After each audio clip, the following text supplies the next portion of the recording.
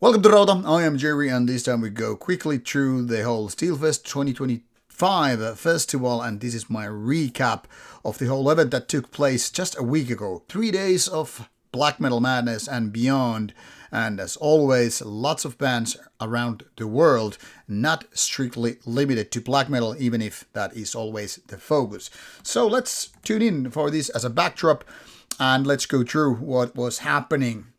As always, Steelfest is filled with interesting bands. There are some more common names that are kind of like frequent visitors to Steelfest, and then there are lots of bands which are something like really, really rare. Now, let's be honest about it. Some of these were quite late booked, and as such, there are some bands which are like, why they are playing there again? Now, that is half the story, and another thing is sometimes bands actually play special shows, like Talke, the headliner band for Thursday at Steelfest. And all over this lineup is pretty much focused, obviously, black metal, but there were like few bands that were out of the scope.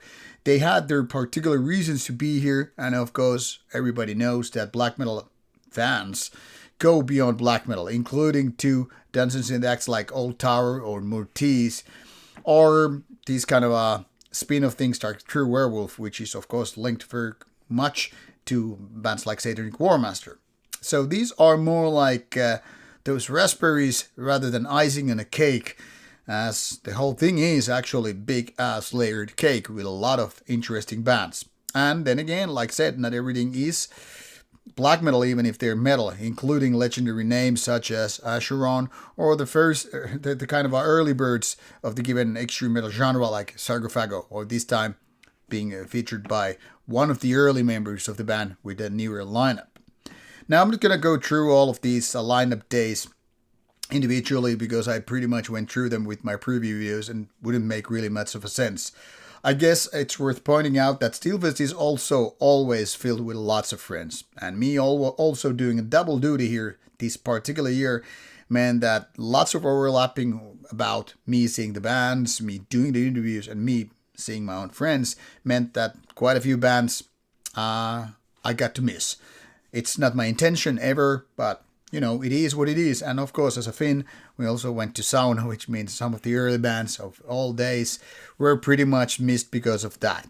Some of the later bands in the evening, because of being overlapped by interviews and such. So I'm not so much going to go through the bands in general. I'm going to point out some of my highlights for various reasons. Like, for example, I guess for me about Thursday. For me, it was particularly interesting to see Arkona because I interviewed them, as well as Deus Mortem. So while Deus Mortem is something I saw just already like last year, it was really, really great to see those bands because of, interviews being done. And of course, bands like Hellwind and Rauta, never seen them a lot live before. Obviously, they just made their debut album last year. It was really, really interesting to see what they came up with. Of course, that was filled with some of the guest musicians and all. Guest meaning like this is focused on Hellwind as the ex-Argast and ex-Sacrilegious Impalement and various other bands as the name Hellwind, and Rauta being the frontman of White Death. But this isn't about White Death or Hellwind's previous bands. This is a different project and as such something of a rare breed to see live.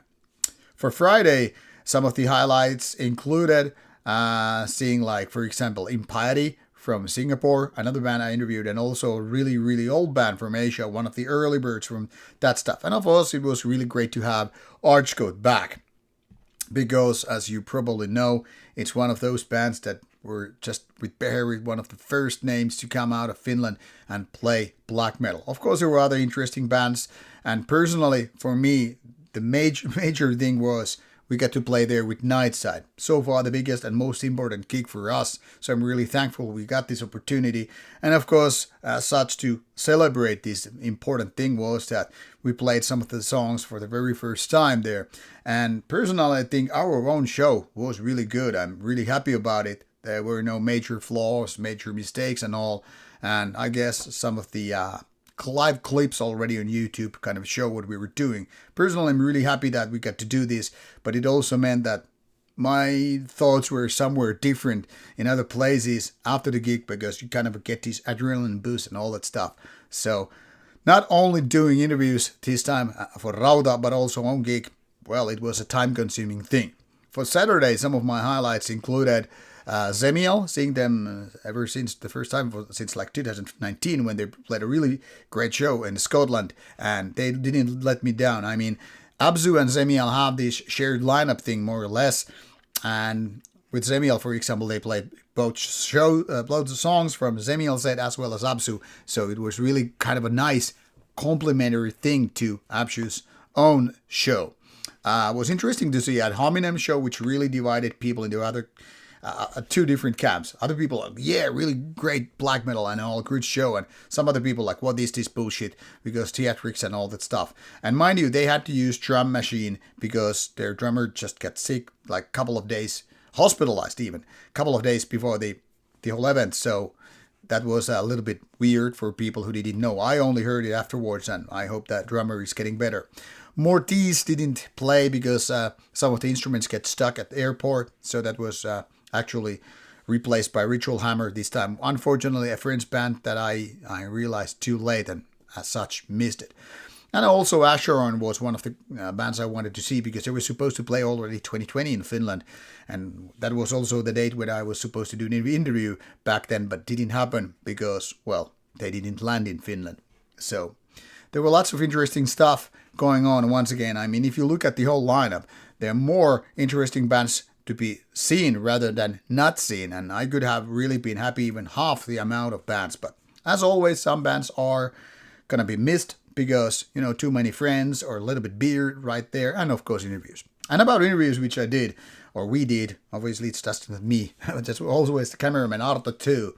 So for Thursday, Arkona and Deus Mortem from Poland. Both really, really nice guys representing their bands, and with Deus Mortem we also had a little bit of Polish liquor, which I guess got us a little bit tipsy towards the late of the evening. I'm still personally very happy about the interviews, so we're gonna roll them out, starting hopefully Arkona next week, and then moving on Deus Mortem and so forth. Friday was a special day because this time we actually got the 7th interview, and we were planning for 6, and that 7th interview is actually at Hominem, something that people have been hoping for to happen, and this time it happened because we met with Kaiser, the band guy, already on Friday, and we decided let's do it. Thanks to our mutual friend for, basically introducing us in a way. So yeah, it was a nice surprise element. And then we did Impiety from Singapore, which gives a little bit of different perspective to world of black metal and beyond. After all, he's not European, or they are not European, and as such, it's a little bit different scene right there than coming from Sweden, Norway, Finland, or whatever.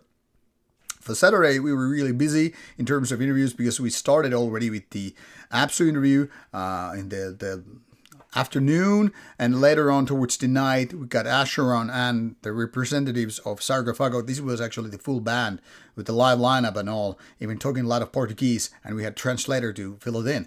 So quite a different setup in terms of interviews, but also lots of interesting bands. So as I always tend to say about Steelfest, it's as much of this family meeting with a lot of friends, and of course I meet people from all around the world coming to Finland, USA or Poland or other places, and Greece, all that stuff. And of course, it was nice to meet some Rauta followers or fans who came to greet me, ask me questions, and take photos and all that stuff. And of course, my own friends. So the problem with Steelfest is there's so many interesting bands to see, and I didn't see all of the ones that I wanted to. I mean, that's always impossible as much as I try. And of course, when you combine that with a lot of friends and with these interviews and your own gig and having sauna and having drinks, you get the idea. It's hard when you're an extrovert, super social like me, and also doing work here and there. So bands are gonna be missed, but that's the sacrifice you have to do when you're doing interviews. It would be so much easier to just be there loner, have a beer, go to see a show and say, yeah, I saw all the 50 bands or whatever the amount is. But that's not me, so that was kind of to be known that some bands are gonna be missed because of just too much happening. But all in all, like I said, 5 out of 5. Wasn't exactly as warm in terms of weather as Steelfest sometimes is in the middle of May for Finland. But if that's the biggest complaint I can make about it, that tells you how great the whole event was. 3 days went fast. It was so really fucking nice to see a lot of these good shows, and maybe even important to see a lot of these friends and new and old ones who I don't get to see that often. Some people I see once a year, some people I see, like, it seems once in a 5 years and all. So great fucking event, and the only thing really to bitch about is that the next Steelfest is just a year away. But those who think now it might be a good idea to prepare and finally come to Steelfest for 2026, I think it's preparing your calendars right away, and as soon as the dates are being published, start planning your bookings, because the hotels will fill up very quickly once the dates are out there. And those who are wondering, like, how sketchy it was there lots of dangerous people and all that stuff? I mean, the rumors on the internet, they go always way more wild than what the reality is. Sure, you see some sketchy band shirts or patches and all that stuff, but in the end, it's about metal people coming to see metal shows, having beers and having good time with one another. There were no fights, there were nothing dangerous happening. Maybe that's a disappointment to some people, but I'm just saying, like, these kind of things are more like family gatherings with the good family members, not the shitty ones, and that you get to enjoy. And don't trust those people who even haven't been to the festival when it comes to rumors or atmosphere or whatever it is, because this is not a festival for everybody. This is not for those who are looking for a safe space, even if it is. I mean, reality is there's nothing bad happening no matter where you are coming from. But those who think this is too dangerous or too sketchy and all, those people should stay at home and bang their keyboard as if it was the hot girl they already met at school and all that stuff. But those who enjoy black metal and beyond, Steelfest is, in my opinion, the best festival out there. Maybe there are some better ones out there in the world and I don't know about them, but as much as I've traveled for festivals for like 30 years by now, I can't really come up with a better one or more enjoyable one for, you know, black metal and death metal or metal fan in general like me. So do with that information what you will, and maybe we will see next year at Steelfest 2026. Now, should you have questions or comments about the festival, obviously you can drop them in the comments box below and you will find links to the festival and shit like that. And I don't know, off you go. What did you think about the festival? Were you there, or which bands took your attention and all that stuff? Please let me know, and like I said, if you have questions, post them and I will answer them. Off you go. Bye.